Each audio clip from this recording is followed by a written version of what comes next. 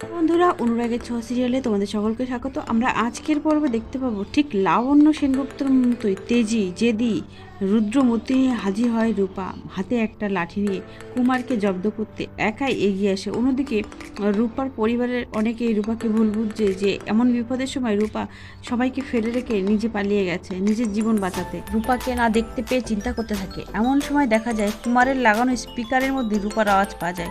রূপার সাথে কুমারের কথোপকথন শোনা যায়। রূপা বলে, তোকে আজ আমি শেষ করে ফেলবো, তুই আমার পরিবারের দিকে চোখ তুলে দেখিয়েছিস। তখন দীপা ভাবতে থাকে রূপা কুমারের কাছে পৌঁছে গেছে, ওর কি সাহস, ওই একা একা চলে গেছে।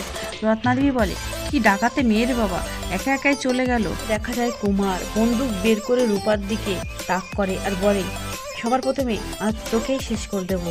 অন্যদিকে দীপা ভাবতে থাকে, আমার মেয়েটার ভীষণ বিপদ, ওকে আমাকে বাঁচাতেই হবে। এই বলে যখন বেরিয়ে যাবে ঘর থেকে, তখন উর্মি স্বার্থপরের মতো বলে, না দিদি, তুই এখান থেকে যেতে পারবি না। তুই যদি এখান থেকে চলে যাস, কুমার তাহলে আমাদের সকলকে মেরে দেবে, আর আমি তোদের কারণে নিজের জীবন হারাতে চাই না। বাবু বলে, এতক্ষণ তো স্পিকারে দিদিভাইয়ের গলা শুনতে পাচ্ছিলাম, তবে এখন তো আর শুনতে পাচ্ছি না। ওদিকে দীপা মনে মনে চিন্তা করতে থাকে, আটকে থাকতে পারবো না, আমার মেয়েকে বাঁচাতে হবে। ওদিকে রত্নাদেবী কটুবাক্যে বলে ওঠে, এই ন্যাকামি কান্না করিস না তো, একদম ভালো লাগে না এগুলো দেখতে। এখানে আমরা বাঁচবো কিনা তার কোনো ঠিক নেই, তুই যাচ্ছিস তোর মেয়েকে বাঁচাতে, একদম দরকার নেই। এ কথা শুনে রত্নাদেবীর দিকে দীপা ভীষণ রাগীভাবে তাকায়, বলে রত্নাদেবীকে, ছি মা, তুমি সেই আগের মতো ব্যবহার করছো, তুমি তো এমন ছিলে না, আবার কেন খারাপ হয়ে যাচ্ছ? আর তোমাদের কিছু হবে না, আমি তোমাদেরকে কথা দিচ্ছি, আমাকে এখান থেকে যেতে দাও, আমার মেয়েটাকে তো বাঁচাতে হবে। হঠাৎই আবার স্পিকারে শোনা যায় কুমার বলছে রূপাকে, বল কাকে আগে মারবো, তোকে মারবো না তোর বাবাকে না তোর মাকে? বাবু মিশকা গাছের আড়াল থেকে রূপা আর কুমারকে দেখতে পাচ্ছে।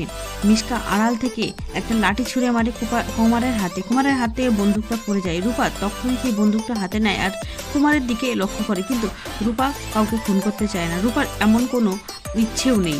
রূপা চাই পুলিশকে সবটা জানিয়ে দিতে। অন্যদিকে মিশকার প্ল্যান সেটা তো অন্যরকম। মিশকা চাই কুমারকে মেরে, অর্থাৎ কুমার যাতে মারা যায় সেই জন্য ফাঁসাতে পারে রূপাকে বলে, ওকে মেরে ফেলে দাও, ও তোমার পরিবারের ক্ষতি করবে, তোমার সবাইকে মেরে দেবে। রূপা বলে, না, আমি কাউকে প্রাণে মারতে চাই না। ওদিকে রূপা মনে মনে ভাবে, আমি তাহলে গুলিটা করলেও এমনভাবে করবো যাতে ওর পায়ে বা হাতে লাগে, ওর জীবনটা যাতে চলে না যায়। অন্যদিকে দেখা যায় মিশকা একটা ক্যামেরা সেট করে রাখে রূপাকে ফাঁসানোর জন্য।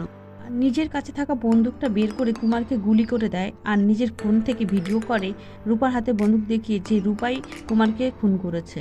দীপা দরজা খুলতে গিয়ে দেখে বাইরে থেকে আটকানো। তখন সূর্য আর জয়কে বলে, দরজাটা ভেঙে ফেলে। সূর্য জয় দরজাটা ভেঙে ফেলে এবং বাইরে এসে দেখে রূপার হাতে বন্দুক আর কুমার মাটিতে লুটিয়ে পড়েছে। অন্যদিকে মিশকা সাইডে লুকিয়ে গেছে।